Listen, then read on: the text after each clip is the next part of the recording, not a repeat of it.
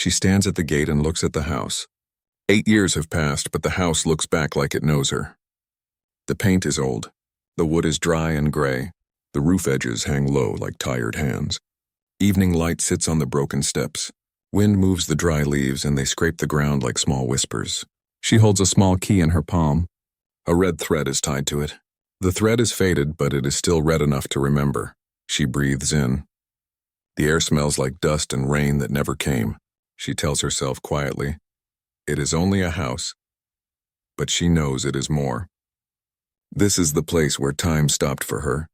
This is the place she ran from and never spoke about. Now she is back because she cannot run forever. She opens the gate. The hinges cry out.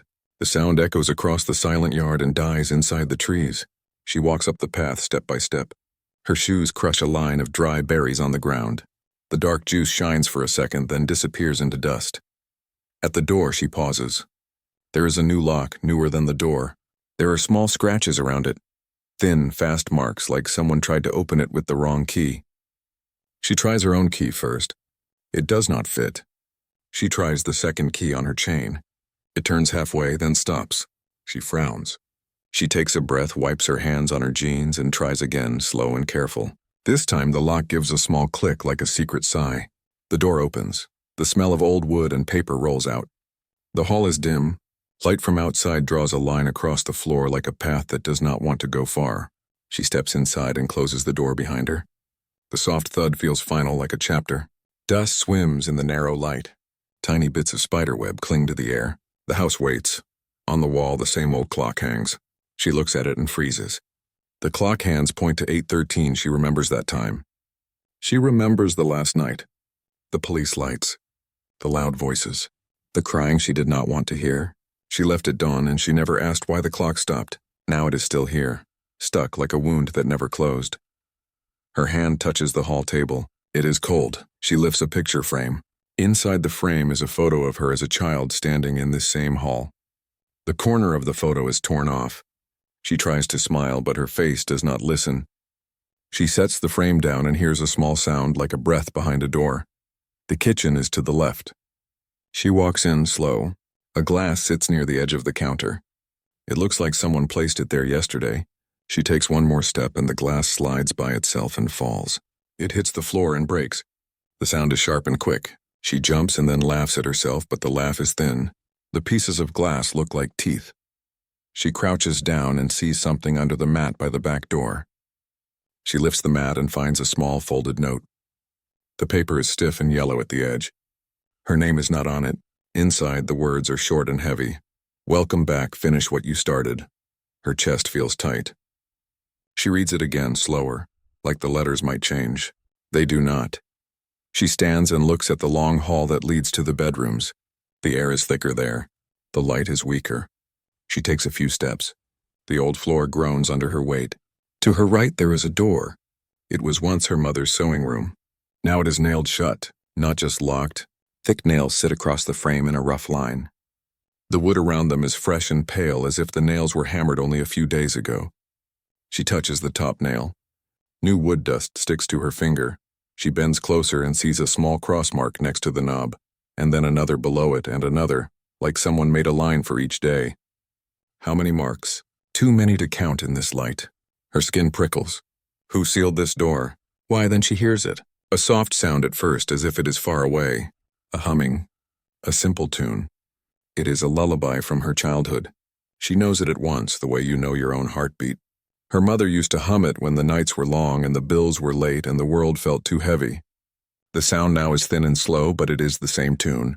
It seems to come from behind the nailed door. She leans in. The humming stops. Her phone buzzes in her pocket. She pulls it out with shaking hands. The screen shows unknown number. For a moment, she thinks she should ignore it. She answers. Hello? No one speaks. The line carries the soft breath of a person who is there but will not talk. Who is this? She asks. The breath is steady and patient. Then she hears two words, a dry whisper. Not yet. The line goes dead. She stands very still. The house seems to hold its breath with her. She puts the phone away and walks back toward the front door. Not to leave, but to look out at the yard to check if anyone is watching. The yard is empty. The street is empty. A dog barks somewhere far off, then stops. She turns back to the hall. The clock on the wall does not move. 8:13. The number sits in her head like a stone. She goes to the living room and opens the heavy curtains. Dust jumps and spins. A square of evening sun lands on the couch where she used to fall asleep after school. She touches the fabric. It is rough and cold. She feels like a ghost walking through her own life. A knock breaks the quiet. She swings around. Someone is at the front door. 3 slow knocks. She steps close and listens. The knocks do not come again. She opens the door a little. The porch is empty. No footsteps on the stairs. No shadow on the ground. She steps out and looks down. There is a small white string tied to the porch rail. On the end of the string is a tiny silver nail, the same kind that seals the sewing room door. It moves a little in the wind, tapping the wood like a tiny finger. She unties it and holds it in her palm next to the red thread key. The 2 small things look like they belong to different stories, but somehow they feel like they belong to the same one. She goes back inside and closes the door tight. The house is darker now. The last light falls away from the floor and climbs up the wall like a slow wave and then disappears. She returns to the nailed door. The marks by the knob seem deeper in the dim light. She presses her ear to the wood. At first, there is nothing. Then, very soft, the humming starts again. She lifts her head, steps back, and the humming stops. She waits. Silence. She takes one more step toward the door. The clock in the hall clicks once without moving. A single dry tick like a promise. She whispers to the quiet, "I'm here." The words feel brave even if she does not. She takes the small silver nail from her pocket and the key with the red thread. She does not know why she holds both, only that her mother taught her to listen when the house speaks. And right now the house is speaking. The humming rises one more time. It is gentle. It is close. It is waiting. She stands before the nailed door and listens. The humming is there again, soft at first, like it is shy. Then it grows a little, just enough to pull her closer. The nails look new, bright and hard, like small teeth gripping the wood. The fresh dust around them feels wrong in an old house like this. She runs a finger along the marks near the knob. They are small cross lines. 1, 2, 3, 4. Then a 5th line across them. Not 10 or 20, many too many. Someone counted days here. Or warnings, or people. She cannot tell. Her skin turns cold. She takes the tiny silver nail from her pocket, the one tied to the porch rail, and holds it next to the nails on the door. Same size, same shine. Whoever left the nail outside wants her to understand something. The door is not just closed. It is guarded. A floorboard behind her creaks. She turns fast. No one is there. Still, the feeling of being watched moves through the hall like a draft. The clock stays stuck at 8:13. Dust floats in the slant of fading light. The house is quiet except for the soft hum that starts and stops like a breath.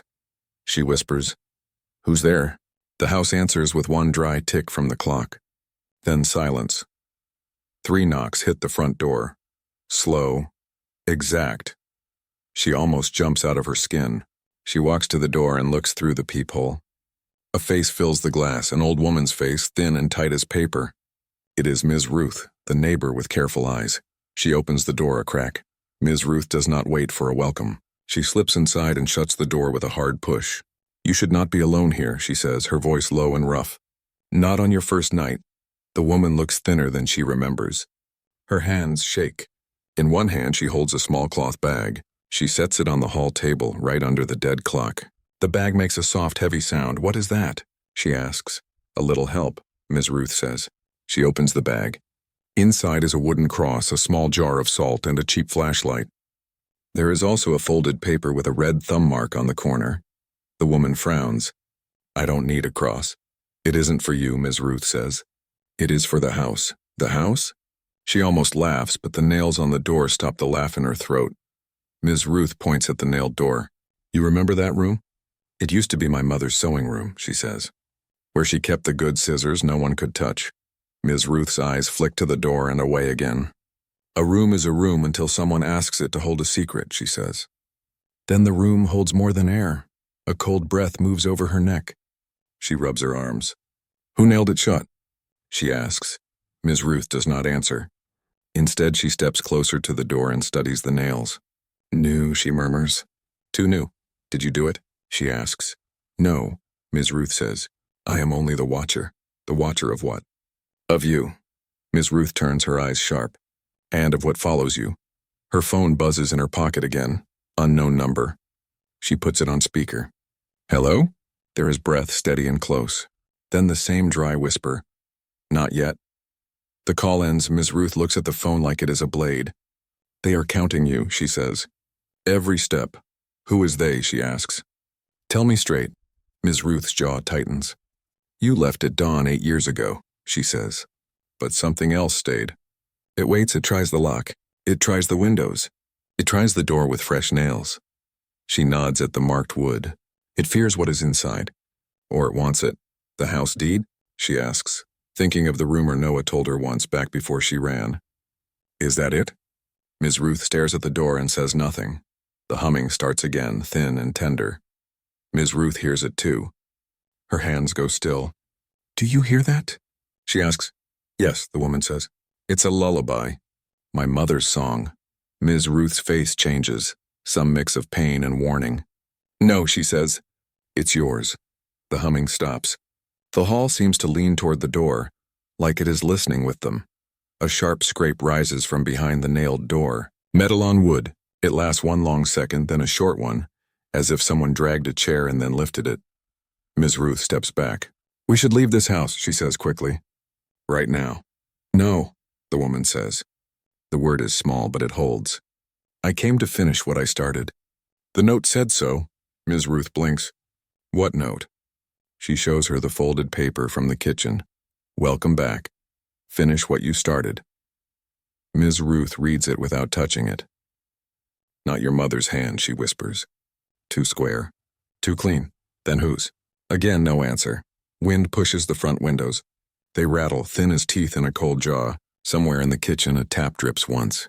The clock gives another dead tick with no movement. The air smells like old glue and iron. Help me open it, the woman says, nodding at the nailed door. Ms. Ruth's head moves in a quick no. If you open it now, she says, you might not choose what comes out. Sometimes a door is safer closed. And sometimes, the woman says, a door is a mouth. If you wait too long, it eats you. They stare at each other. The house breathes around them. Finally, Ms. Ruth reaches into her coat and brings out a small metal tool, thin and flat, like the end of a paint scraper. If we do this, she says, we do it my way, slow. Listen between each nail. The house will tell us when to stop. The woman nods. Okay. Ms. Ruth pours a thin line of salt along the baseboard like she is drawing a white smile on the floor. Step over it when you work, she says. Just in case, they start with the top nail. The tool slides under and the wood whines. A pinch of bright dust falls. The woman holds her breath. She waits for the humming to start again, or the phone to ring, or the clock to lie. Nothing. Only the soft sound of metal moving. The first nail lifts out with a little pop. The sound is too loud for such a small thing. Both women freeze. The house listens. No answer. They move to the second nail. Another slow pull. Another pop. As the second nail comes free, a thin curl of paper slips from the hairline crack between door and frame. It slides down like a leaf and lands on the salt line. They both stare at it. Don't touch, Ms. Ruth says, but the woman is already kneeling. The paper is small and stiff. The edge is torn.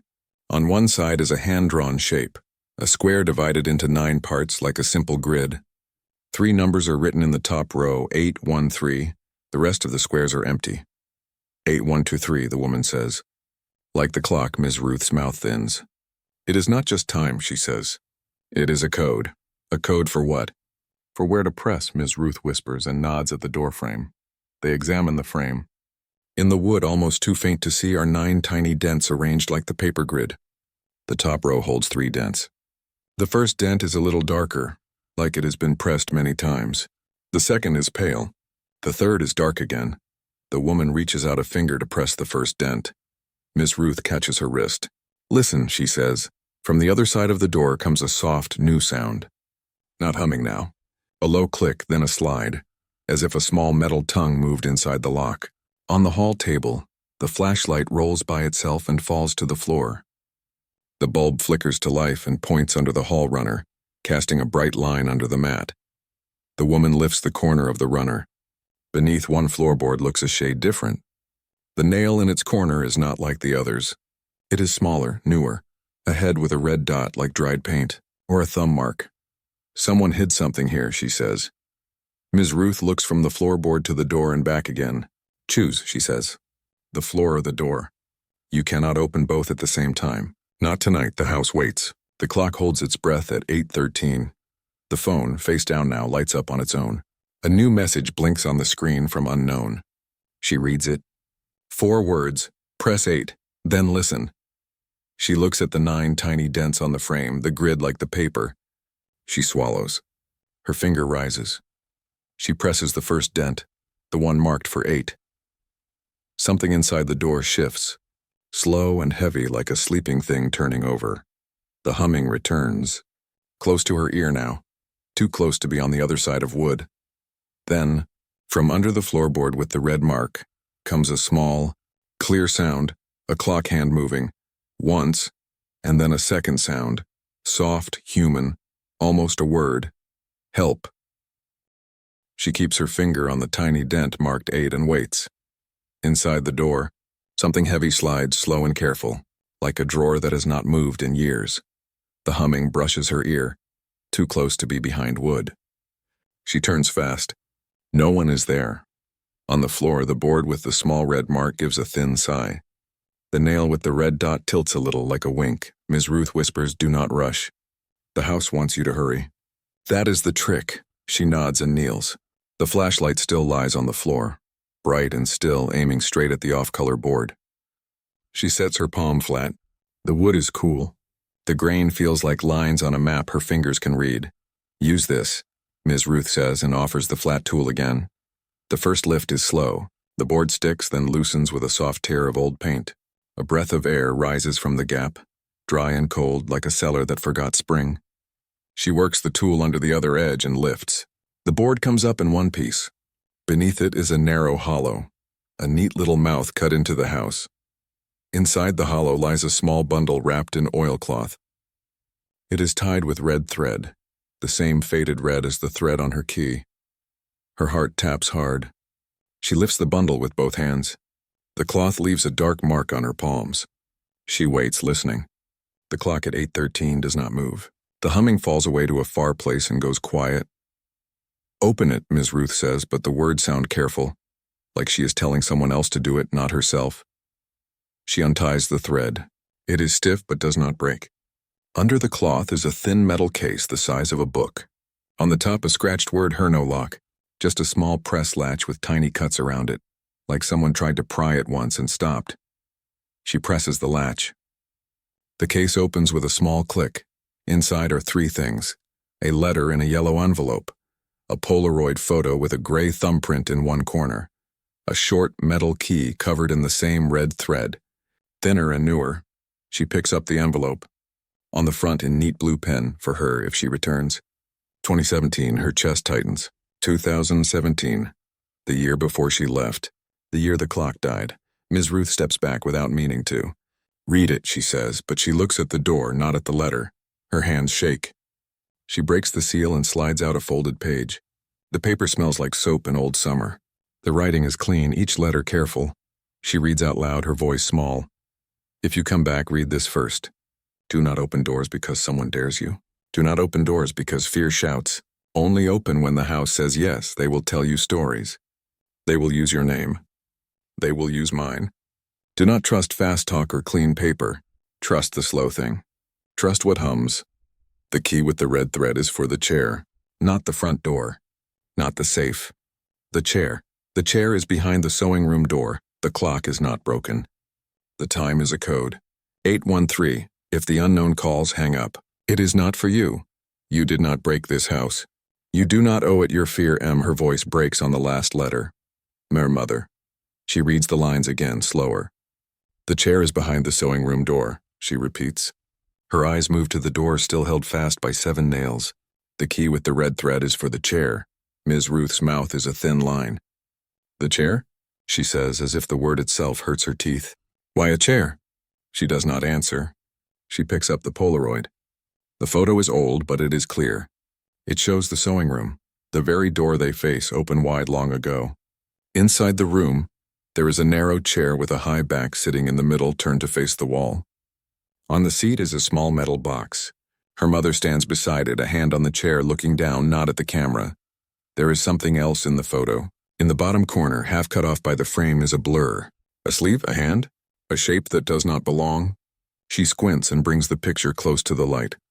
Ms. Ruth's hand flashes out fast. She takes the photo and slips it face down on the table. "Not now," she says. "Why not?" she asks, heat rising in her. "Because you are looking for answers in a mirror while a door waits behind you," Ms. Ruth says. Eyes forward. Before she can answer, her phone buzzes again on the hall table. Unknown. She and Ms. Ruth stare at it. The phone shakes once more like a tiny animal in a trap. It lights the ceiling with a pale glow. She picks it up and presses speaker. "Hello," silence. Then a single word shaped from dry air. "Stop." She feels the word land inside her like a stone in water. "Stop what?" she asks, a soft breath. Then another word, like it is hard to drag across a throat. "Press." The call ends. She looks at the 9 faint dents on the frame. 813, the paper, the clock, the letter. If the unknown says stop, the letter says hang up, too late. The call is over. She decides anyway. "We press," she says. Ms. Ruth does not move. 2 more nails in that pattern might open the lock, she says. Or it might let something through the wrong way. The right order matters. She looks at the dent grid at the first dark dot where she pressed 8. She counts left to right, top to bottom. "Case," she says, and presses the second dent in the middle row. It is soft, as if her finger finds a bruise. Inside the door, something lifts and rests. She waits for the humming.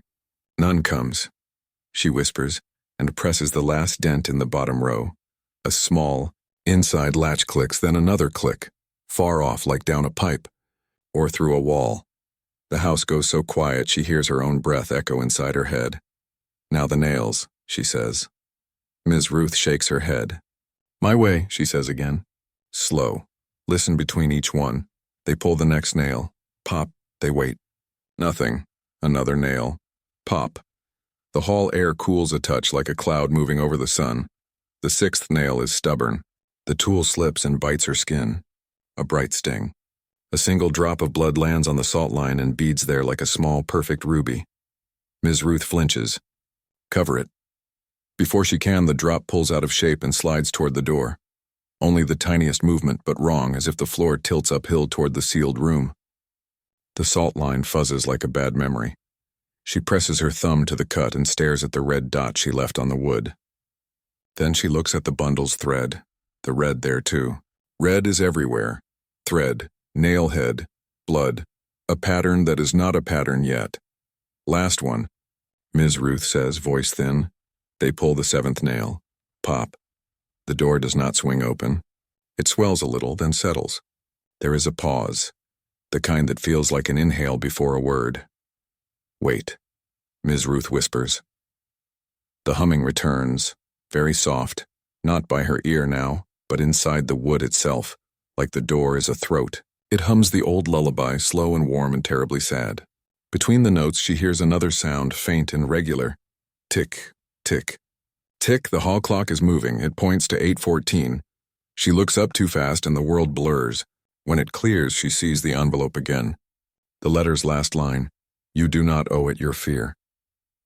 She sets the metal case on the table and threads the new red thread key between her fingers. "For the chair," she says. "For the chair behind this door."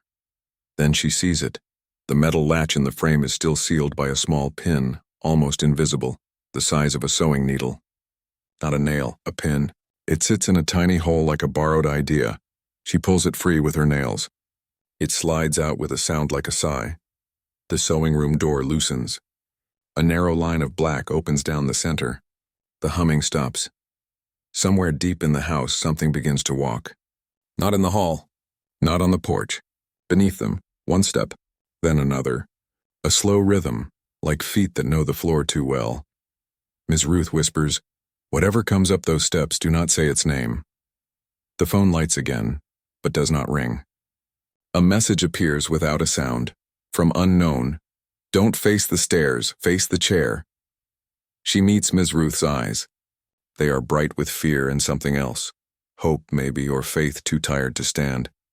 She pushes the door open on its old hinges. The sewing room smells like thread, dust, and rain that got lost. In the center waits the chair from the photo. High back, narrow seat, wood worn smooth by hands. The chair is turned toward the wall, and on the wall, where the chair stares, someone has written 3 numbers in chalk, long ago and hard. 813. From the dark below, the steps grow closer. From the phone, one more word lights the glass. Run. She does not run. She takes the red thread key and steps toward the chair. She stands in the sewing room doorway, the chair turned to face the wall. The chalk numbers 8, 1, 3 written like a warning or a prayer. Below the floor, footsteps climb and then fade. Her phone glows with the last message from unknown. Run. She does not run, but she does not touch the chair. Not yet. Ms. Ruth's voice is steady but thin. If you turn that chair without knowing the order, you may invite the wrong thing to sit. The order? She asks. 3 numbers, Ms. Ruth says, eyes on the chalk. Time is not just hours. Sometimes it is weight. The house gives a soft, pained sound like wood trying to remember how to be a tree. The humming does not return. The quiet is thicker now, like it could break if anyone speaks too loudly. Tell me the rest, she says. Tell me why this house thinks it knows me. Ms. Ruth looks older in this room. What I tell you will lead to a door no one can shut. Are you ready? No, she says. But I'm here. Ms. Ruth nods once. Good answer. A cold draft snakes across the floor, carrying the clean smell of chalk. The chair, narrow, high-backed, polished by years, seems to wait like a person who can hold their breath a long time. Not tonight, Ms. Ruth says at last. You need context. Go outside. Find Noah. He stayed. He remembers different things than I do. Why didn't you say his name before? Because names pull, Ms. Ruth says. And you are already holding too many ropes. They leave the sewing room as a person leaves a sleeping child, backward, careful not to wake what they cannot comfort. She draws the door almost closed, but not fully, and the gap in the wood looks like a thin mouth keeping a thin promise. At the hall table, the letter from 2017 lies open. You do not owe it your fear. She takes the metal case and the red thread key. She pockets the small drawing with the 9-square grid. The flashlight is dead now without reason. The clock, which moved to 8:14 for a drink of time, has sunk back to 8:13 like it was ashamed of hope. On the porch, night has grown a spine. The air tastes like copper and rain that cannot find the ground. The white string that brought her the silver nail is gone, like someone licked it up from the wood. Ms. Ruth locks the door with a spare key that looks too old to still obey. Corner store, she says. Noah closes late. He doesn't like to go home. They walk the 2 blocks in a silence that belongs to more than 2 people. Streetlights blink with lazy eyes. A moth hits the glass again and again, writing the same sentence with its wings and never finishing it. The bell above the corner store door makes a tired sound. Inside smells like coffee that has cooked too long, and sugar that does not care. Noah stands behind the counter counting something that is not money, a small stack of old bus tickets held together with a red rubber band. He looks up. For a second, his face is a slow storm. Then it clears into a smile that is real and not easy. She came back, he says, like it is a fact the town would cheat at guessing. I thought I felt the humming change. You felt it? She asks. Sure, he says. It runs under the sidewalks when the weather is wrong. Haven't you noticed? The hum shifts the sparrows and the dogs. Kids don't sleep. We all call it weather so we can keep buying bread. Ms. Ruth plants her palm on the counter. Tell her the rest. The rest is a lot, Noah says. Choose the part that saves time, Ms. Ruth says. Noah's eyes find hers again. They hold a question she used to know the answer to.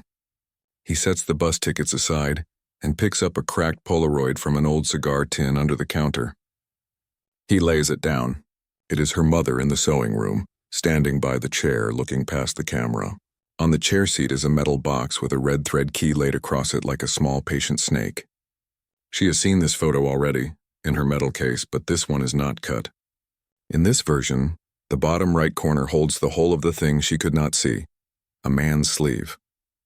A watch face, a hand that never learned to be gentle. Her throat goes tight. Who is he? Some say a lawyer, Noah says. Some say a buyer. Some say a brother. I say none of those fit. He came to the store twice 8 years ago. Bought exact things, rope, tape, chalk, paid cash. Didn't look at me. He had timing, not eyes. Timing. He came only on days the clock hit 8:13 and stayed there, Noah says. As if the town laid still just right and he could walk through it without getting wet. Ms. Ruth's jaw works. He left footprints by the sewing room window last winter. Fresh ones. I covered them with salt before anyone else saw. The store hums with refrigerator breath. A neon sign blinks open like a nervous tick. Noah slides the Polaroid back into the tin and brings out something stranger. A paper map of the town, old and soft. Its corners chewed by the kind of mouse that reads. On the map, small red X's mark places like wounds. The old well behind the school. The bus station. The river bend that swallowed more than water. The alley behind Ms. Ruth's house, and one mark a finger width from her porch. These are not treasure marks, Noah says. They are pressure marks. Places where the hum breaks the surface like a fish needing air. Who marked them? She asks. Your mother started it, Noah says. People added to it when things rang wrong. We keep the copy here because the library doesn't want to believe in small truths. He taps the map at the bus station. Locker 13, that mark is new. New how? She asks. 3 nights ago, he says. I heard the metal doors rattle during a clear sky. No wind, no storm, just a sound like someone telling a locker to remember. Ms. Ruth sighs. I told you to stay out of that place at night. I didn't go in, he says. I learned. He nods at her. She will have to go. Why me? She asks. Why always me? Because the house wrote your name into its math, Noah says. Because your mother used a key that fits your hand, not mine. Because when you left, you took the hum with you, and now that you're back, it wants its ending. The bell on the door gives a single note without opening. The neon open sign blinks off, on, off, like it is trying to say the word no and failing. Noah reaches under the counter and sets down a small cassette player with a cracked lid. A man dropped this the week you left, he says. He asked me to throw it out. I kept it because throwing things out is not my talent. She looks at Ms. Ruth. Ms. Ruth nods. Play it, she says, though her face says don't. Noah presses the button. The tape warbles, coughs, and then a voice arrives, clearer than it should be after 8 years. It is her mother. Calm, tired, exact. If she returns, tell her, the chair is a lock, not a seat. The key fits underneath, not above. Turn in the order, the time says 8, 1, 3, turn, wait, turn. If the stairs answer, do not answer back. The box is only for truth. It rejects lies and liars. If a man with a quiet watch says he can help, shut the door. He works for the count, not the house. The deed is not the prize. Staying is. The map's last X is only last for now. The tape clicks. Then very faint, the store's refrigerators stop humming in time with the town. The silence that follows is not empty. It is full of listening. Noah ejects the tape as if it might bite. There's more on side B, he says, but side A always turns the milk. Her phone vibrates on the counter. Unknown again. But this time a text arrives with a tiny sound like a pin falling. Bring salt to locker 13. Do not look at the mirror. She looks from the phone to the map to Noah. There's a mirror at the bus station? She asks. There's a mirror everywhere if you carry one, Ms. Ruth says softly. A slow engine rolls past the store. Headlights slide across gum wrappers and cheap candy like a searchlight that forgot what it lost. The engine idles, then fades. Noah reaches for the shelf, pulls down a blue bag of rock salt, the kind for winter steps and summer bad luck. He pushes it toward her. On the house, he says, and tries a smile. It almost stays. She takes the salt, the Polaroid copy, the old bus tickets with the red band. She tucks the red thread key into her sleeve where it warms like a coin against skin. Ms. Ruth pockets the map. What about the chair? She asks. I left it staring at numbers. Good, Noah says. Make it wait. Chairs get hungry when you feed them, hurry. What about the man with the watch? She asks. He will be at the bus station, Noah says, as if giving weather. He likes places where time is a hallway. The neon sign flickers once more and dies to black. The refrigerators give a tired sigh and stop. The store falls into a quiet so thick she can feel its shape. Ms. Ruth steps close. Listen, she says. From far across town, further than a siren, closer than a song, comes the lullaby. Not sweet, not kind. The same tune, but played on something made of glass and cold air. Noah swallows. It's calling the buses, he says. She turns to the door. Then we go answer first. They step out into the street. The night is a wall, but the red thread around the key feels like a small, steady pulse against her wrist. A text blinks again as they cross the curb. Unknown. If you see yourself, do not wave. They are halfway to the bus station when her phone lights again. Unknown. Turn the chair first. Another line follows before she can breathe. If you don't, the locker will lie. She stops in the street. Wind rolls a paper cup past her boot like a small warning. Ms. Ruth reads the screen and gives a hard nod. Back to the house, she says. Truth first, then travel. They turn around. The town feels tilted as if the streets lean toward the house like water to a drain. When they reach the porch, the door key fights her like a tired animal, then surrenders with a soft click. The clock inside waits at 8:13, stubborn as a scar. The sewing room door is still ajar, a narrow mouth. The chalk numbers 813 glow faint in the dim. The chair sits in the center, back straight, looking at the wall like a student who refuses to cheat. Salt first, Ms. Ruth says. She pours a ring around the chair, slow and neat. Step in only when you mean it. She steps over the white circle. The wood under her shoes is cold and clean, as if this piece of floor remembers how to be new. She kneels and slides her fingers under the seat. Her hand finds metal, hidden hardware the shape of a lock plate. A small keyhole waits there, unseen from above. The letter was right, she whispers. Under, not over. She takes the red thread key from her sleeve. The thread warms her skin like a pulse. She fits the key into the hidden lock. It doesn't fight. It belongs. Her phone buzzes again. Unknown. Turn in time. 8, then wait. 1, then wait. They then open. She looks up at the chalk numbers. She breathes in and turns the key once 8. Inside the chair, something heavy shifts, wood on wood, metal on bone. A soft hum rises from the grain like a memory being sung. Then silence. She counts 3 slow heartbeats. She turns again. 1, a thin click sounds in the wall. The clock in the hall makes a single living tick and holds its breath. She waits. A draft moves across her cheek like the breath of someone bending to watch. Ms. Ruth stands in the doorway, hands tight on the frame, eyes hard and wet at the same time. She turns the key the 3rd time. 3.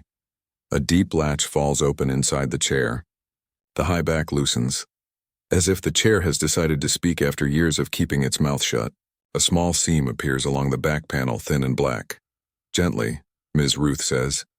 She runs her fingers along the seam. The panel lifts away like a book cover. Inside the chair back, hidden behind the wood, crouches a metal box, dull and patient. A second thing lies beside it.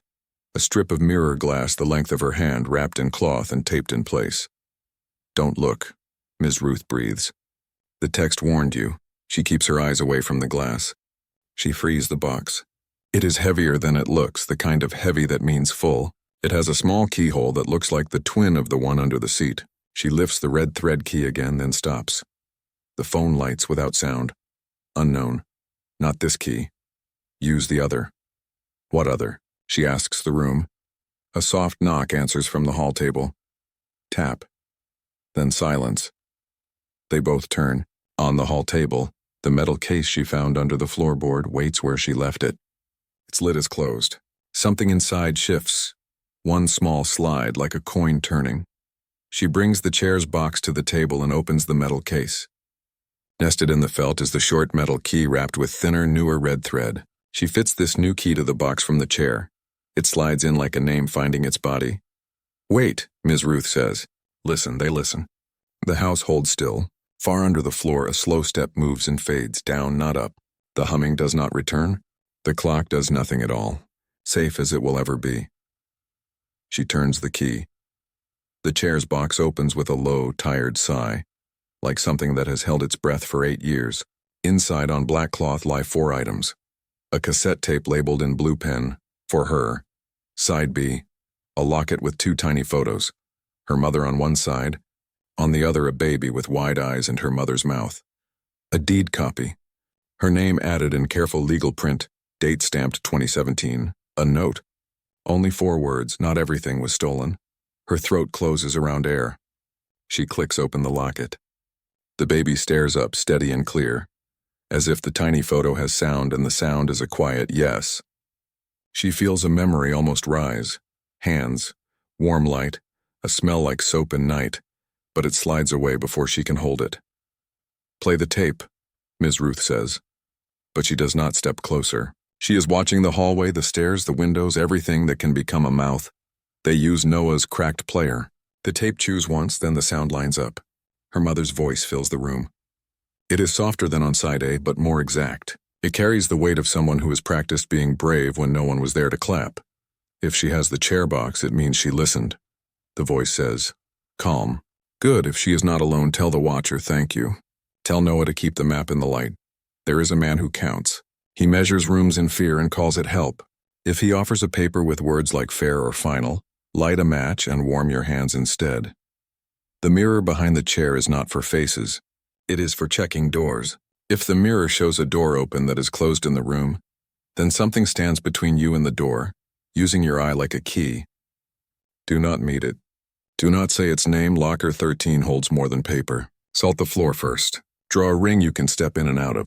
If you hear my humming, step out. If you hear yours, step in. Remember, the deed is a net. The house is a harbor. You are not a fish. The tape clicks. It does not rewind. It rests as if it has said enough. A sound rises from the porch, footsteps, not heavy, not light, a pace that knows where all the boards are weak. The front door handle turns. Once, twice, it stops. Salt, Ms. Ruth says, already moving. She pours a line across the threshold so fast it looks like handwriting. She makes a second line in front of the sewing room door, then a third around the hall table. A little white island for the box. The tape, the key, the deed. The handle turns again, this time softer, as if the door is being asked, not told. The porch boards do not creak. The shadow under the crack is still. Her phone vibrates in her palm. Unknown, do not open. He is smiling. Who? She whispers. The window answers with a small tap like a ring on glass. She refuses to look. The tape player ticks as it cools. The clock in the hall thinks about mercy and chooses not to move. Something very gentle slides under the front door. Just the tip of a business card pushed through the crack, careful not to break the salt. The card stops where the white line begins and lies there like a dead moth. She reaches for it without stepping across the salt. The card is plain, off-white, with clean black letters. H. Keats, Property Solutions. Underneath, in tiny print, we settle what time cannot. On the back, a message in neat hand. Saw your light. Talk? Ms. Ruth's voice is a low warning. He wears a quiet watch. Her mother's words from the tape echo. He works for the Count, not the house. The card begins to darken at the bottom edge, not burned. Not wet, just grayed, as if time is chewing it. She drops it. The gray stops at the salt. The door handle lets go, polite as a guest. Footsteps move away on the porch. 1, 2. The third step does not sound. It is there and not there, like a skipped number. Don't follow, Ms. Ruth says. He wants a shadow, not a conversation. Her phone lights again. Unknown. Now the mirror. Do not look at your face. She turns back to the sewing room. The cloth-wrapped strip of mirror is still taped inside the chair back. She peels the tape and holds the glass angled toward the wall, not toward herself. The mirror's edge trembles in her hand as if it can feel breath. In the glass, the sewing room door shows itself closed. But in the room, the door is open. Her skin tightens from the inside out. Something stands in the space where the door should be in the mirror. Thin, tall, patient as a pin. It does not have a face she can see. It has a shape. The shape watches without eyes. She does not look up. She does not give it her face. She keeps the mirror on the door and speaks to the floor. This is my house. The mirror fogs a little at the bottom as if something breathed out. Then the fog clears. In the glass, the sewing room door swings shut. In the room, the real door moves at the same time and closes with a quiet click. The shape is gone if it was ever here in a way that counts. The clock in the hall lurches and lands at 8:14. It stays. Ms. Ruth exhales. Good, she says. It heard you. The salt lines rest unbroken. The box lies open. The deed's paper soft as a sigh. The locket warms in her palm like a small heart. The phone hums one last time. Unknown, you turned the right door. Now the station won't lie. She pockets the cassette. The locket, the newer red thread key. She sets the older key back under the chair seat where it belongs. She leaves the mirror strip wrapped and taped again, a quiet guard. At the front door, she pauses and looks at the card on the floor. The name sits there patient and clean. Let him knock, she says. We're busy. They step out into the night. The town leans the other way now toward the bus station like a tide that wants a story to end. The red thread at her wrist feels stronger, not brighter, like something that has decided to hold. Locker 13, Ms. Ruth says. Truth first, she answers, and for the first time, the words taste like her own. Behind them in the house, the clock breathes into 8:15 and keeps going. The bus station waits like a mouth that forgot how to smile. One dim light hums above the doors. The rest are dead. Wind carries paper across the empty lot like lost letters. She, Ms. Ruth, and Noah stop at the curb. The glass doors show a faint world inside. Rows of hard blue seats, a dead snack machine, a wall clock that should help but never does. Somewhere a speaker clicks on, then off, like a throat trying to speak without words. Her phone lights.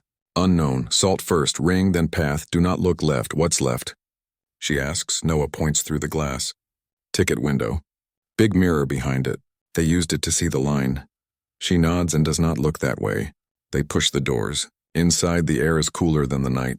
Thin and stale, like the station is holding its breath for a bus that never comes. Locker wall, far side. Noah says. 13 is low. Near the floor. They cross the room. Their steps echo soft. Then softer. Then not at all, like the floor is learning their weight. She hears a metal tick that is not the clock, it is a watch. Quiet. Patient. It moves once, then hides. The lockers stand in a long line. Small doors with old numbers. She scans until 13 looks back at her. White paint, chipped at the edges, a keyhole like a small mouth. Salt, Ms. Ruth says. She opens the heavy bag Noah gave her and builds a ring of salt on the floor in front of locker 13. The circle fits 2 feet and a choice. Then she pours a thin path of salt from the door to the ring, a white road across the dirty tile. Step in, Ms. Ruth says. If the wrong thing calls, step out. The text said other way, she says. If I hear my mother, step out. If I hear me, step in. Ms. Ruth's lips press thin. Then know your own humming, she swallows, does she? She has lived so long without it. Her phone buzzes again. Unknown. Use the red thread. Key you didn't use. Turn once. Wait. Twice. Wait. Then push. She takes the older red thread key from her pocket, the one that belongs under the chair but came with her like a line she couldn't cut. It feels colder than the night. She steps into the salt ring. The white line holds her steady as a hand. The wall clock above the benches shows 8:13. It has no shame. She fits the key into locker 13. It does not belong, but it does not refuse. She turns once, a soft click moves through the metal like breath in a pipe. She waits. She counts 3 heartbeats. She turns the key a second time, another click. This one is lower, like something waking up under the floor. She waits again. Wind pushes at the glass doors. The dead snack machine gives a small thump, like a candy falling for no one. She pushes the locker door. It opens. Inside, the locker holds a cloth-wrapped bundle, a thin brown envelope, and a small chalk piece taped to the back wall. There is also a square of mirror glued to the inside of the door, placed so anyone who opens it will meet their own eyes by mistake. She does not look. She keeps her head turned, her gaze on the gray floor, on the white circle at her feet, on the small chalk falling in a tiny dust rain. Take the bundle, Ms. Ruth says, voice low. Leave the mirror. Noah's hand touches her elbow. There's a pattern here, he whispers. Chair, then locker. Home first, town second. It smells like your mother. She reaches in and lifts the bundle. It is heavy for its size, warm as if it learned the station's breath. She sets it on the salt line at her feet. She takes the brown envelope and tucks it under her coat. The speaker over the benches cracks alive. A voice rolls out slow and clean. Arrival 8:13 from North Road. Arrival 8:13 from South Bend. Arrival 8:13 from Nowhere Street. There are no buses. Still the board lights behind the ticket window. Every row says the same thing. Arriving 8:13. The digits flicker, then hold. The station believes its own lie. Her phone vibrates. Unknown, do not answer the voice that says your name. She waits. The speaker hisses. Then soft, almost kind, her name, not shouted, offered. Like a hand she should take, she keeps her face down. No, she says, to the floor, to the salt, to the mirror she will not see. Not tonight. The watch tick returns. Close now. On the far side of the lockers. A step follows it. Then the smell of paper that traveled too far. A man's voice speaks, not through the speaker, not through the phone. Real air, real mouth. I can help, he says, calm, clean. You look tired. You look stuck. We can settle this. She does not turn. Ms. Ruth does not breathe. Noah's jaw tightens. You're H. Keats, Noah says, not a question. The man does not answer that name. He answers a different one. I work with time, he says. I bring balance. You have weight you cannot carry. I can carry it for you. Balance is a bill, Ms. Ruth says. What's the price? Only what the house cannot love, he says, gentle as an empty room. Her phone flashes a new text. Unknown, salt his shadow, do not say his name. She looks down. On the tile, just beyond the edge of her circle, a shadow slides, thin and neat, as if a man stands where no man should be. The shadow moves closer to the white ring and pauses, like a dog at a fence. She tips the salt bag and pours a quick line across the shadow's edge. The grains land bright. The shadow pulls back a little, then stills, respectful like a man in a suit at a funeral. See? The voice says. Fear is heavy. Let me hold it. Sign, sleep, wake up somewhere kinder. Somewhere without a chair? She asks. Somewhere a chair is just a chair, he says. Noah steps forward 2 slow steps, stopping short of the salt path. She's not buying, he says. Try a different store. The watch ticks once, a small silver heart. The voice smiles. Young man, he says to Noah, you keep things that should be thrown away. It makes you useful and sad. Noah's eyes do not leave the shadow. Useful wins, he says. The voice sighs as if this is boring and sweet. All right, he says. Another day. The watch mourns a little. The shadow thins. A door opens without opening. Air moves. The weight across the room changes like a weather shift. He leaves, or he becomes the kind of gone that is not safe but is smaller. The speaker above the benches goes dead. The board behind the ticket window blinks out. The station gives back some normal dark. Open the bundle, Ms. Ruth says softly. She kneels in the salt ring and unties the cloth. Inside is a second metal box, smaller than the chairs, wrapped in red thread that is not faded at all.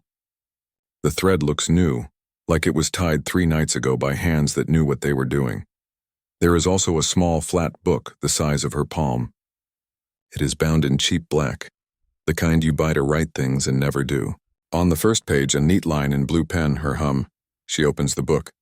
Inside are lists of dates, all stamped 8/13, spread across years. Next to each date is a place name. River Bend, well behind school. Ruth Alley, house, sewing, bus, L13. Some entries have a tiny check mark. Some have a tiny X. The last 2 pages are clean except for 3 words, when she hums. Noah leans in. This is a map in time, he says. Your mother was tracking the hum, marking when it surfaced. Ms. Ruth's voice is low. Look at the envelope. She opens the brown envelope. Inside is a birth certificate copy. Her name is there. Her mother's name. Another name she does not know, placed where a father might go and then crossed out, replaced with a line of small dashes. There is also a second document, a hospital discharge note for a baby girl born 1 year after her. The baby's name is missing. The line is blank. In the margin, someone wrote, kept safe. Chair keeps story. Her knees go soft. The locket's second face, the baby, looks back from memory with wide eyes. Not her, someone after her. Kept safe how? Kept safe where? Her phone lights. Unknown. She hums for 2. A sound rises from the far end of the station. A lullaby. Not glass this time. Not cold. Warmer. Close. The tune steps carefully as if it is afraid to break. Do you hear your mother? Ms. Ruth asks. She listens. The song is not quite her mother's voice. Not quite a stranger's. It sits inside her chest in a new place, like a room she never opened. The sound feels like hers and not hers at once. I hear, me, she whispers. Then step in, Ms. Ruth says. She stands inside the salt ring already, but the words mean something else. They mean choose. She sets the book and papers in the circle. She lifts the second metal box wrapped in thread. A small key lies taped under it, thin as a pin with red thread around its neck. She fits the key to the box. It turns without sound. Inside is a tape with no label, a tiny silver rattle with a dent and a note with 5 words. Not everything was given away. Her eyes blur. She hears the tune again, soft and brave. The station clock shifts 1 minute forward, 8:14, then holds like it wishes it could go farther and is learning how. Noah looks at the dead speaker. "Side B?" he asks, half a smile, half a plea. She nods. She puts the unlabeled tape into Noah's cracked player. She presses play, a small breath. Then a voice. It is not her mother. It is younger. It is a girl who learned to be quiet and is trying to learn to be loud. "If you found this," the voice says, "it means the chair told the truth. It means I got out. It means the count man didn't count me right. I learned the humming. I learned it from you even when you were gone. I learned to hide where the house hides. I am not far. If you choose to stay, I will come up. If you choose to run, I will keep humming until the town sleeps." The tape clicks but does not end. A pause, then a soft laugh like light through trees. "Locker 13 has one more thing," the voice says. "Bottom. Touch the 8. She reaches into the locker, keeps her face turned, and feels along the bottom. Her fingers find a tiny dent the shape of a number. She presses the 8. A secret panel pop is small and neat. Inside lies a paper map of the bus routes, but all the stops are gone. In their place are numbers, 8s, 1s, 3s, making roads that do not exist, pointing to one place in thick pen. Service stairs, below. Footsteps begin, somewhere under the station. Not heavy, not light. A child steps careful and brave coming up from the dark. Her phone lights one more time. Unknown, do not say her name until she says yours. She closes the locker, gathers the box, the book, the papers, the salt. She steps out of the ring onto the white path, toward the sound that learned to be loud. The service door at the end of the hall unlatches without a hand.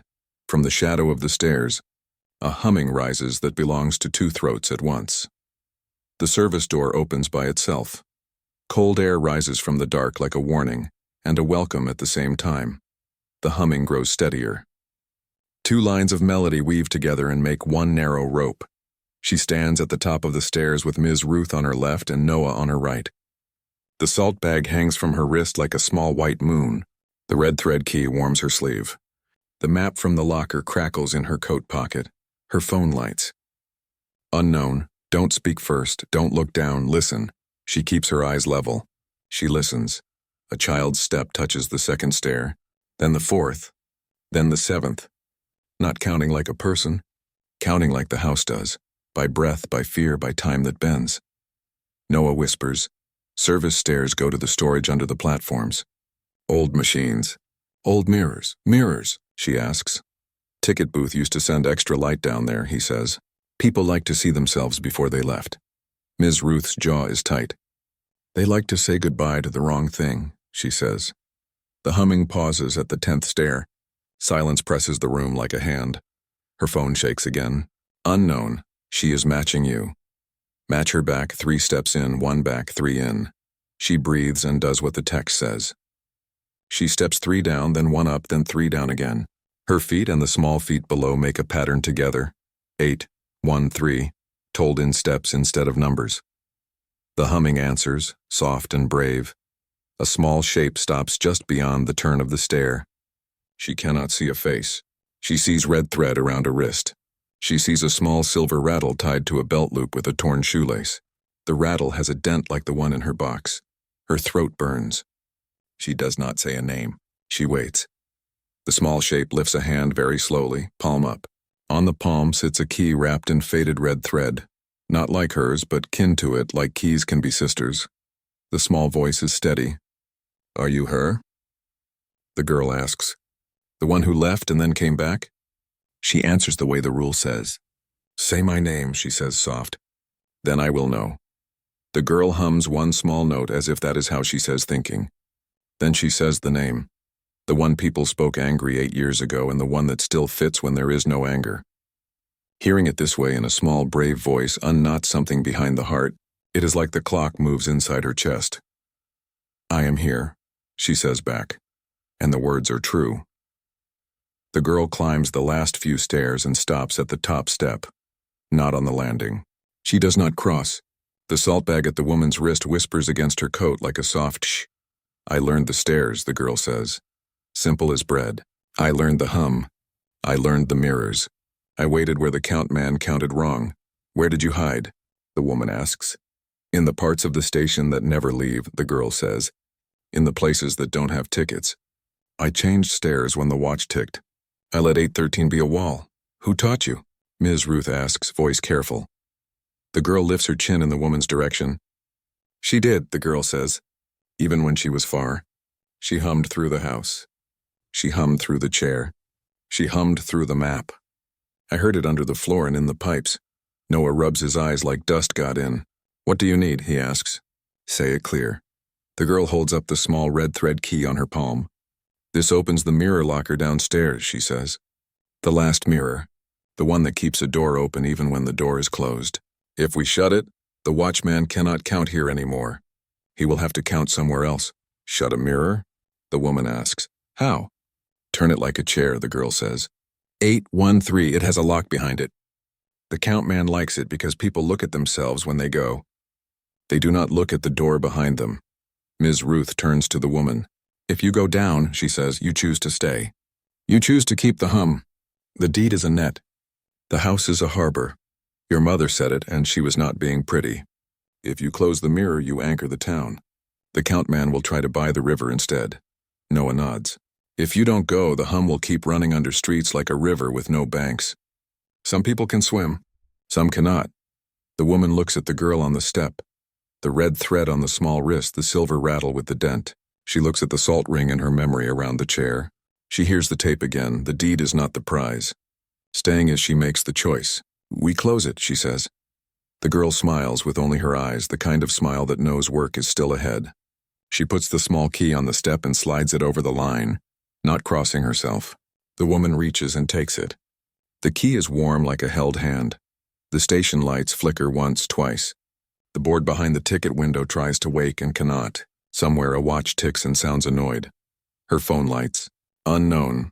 Salt your hands, touch no glass with skin. Ms. Ruth pours salt into the woman's palms. The grains sting the small cut from the nail earlier. She rubs both hands, lifts them, blows the extra off like prayer. They go down together. Woman, girl, Noah, Ms. Ruth, each foot quiet, each step a number. The air grows colder. The smell of old metal and almost rain sits in the throat.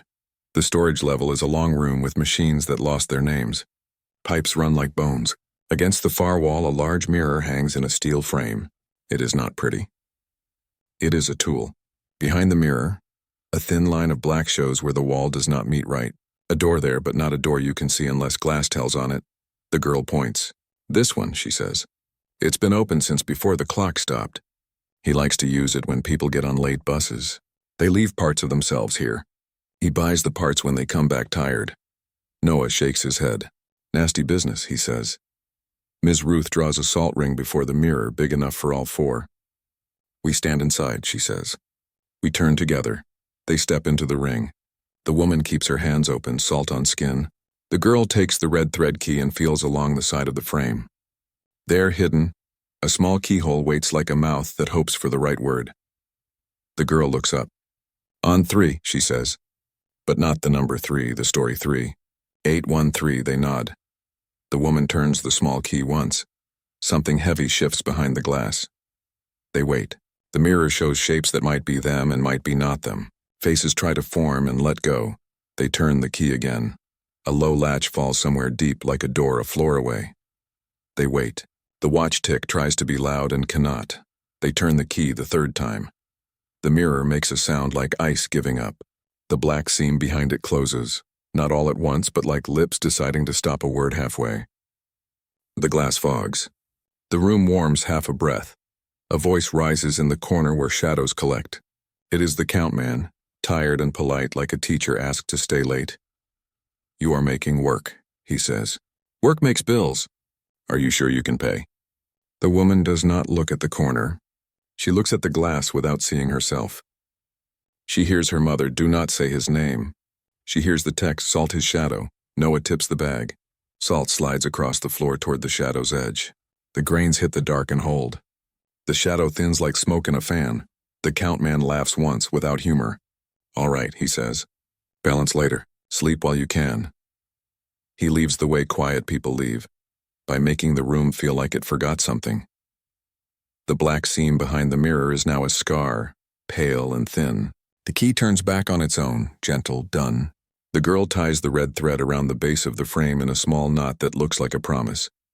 The woman feels it at once. The hum changes, it slows.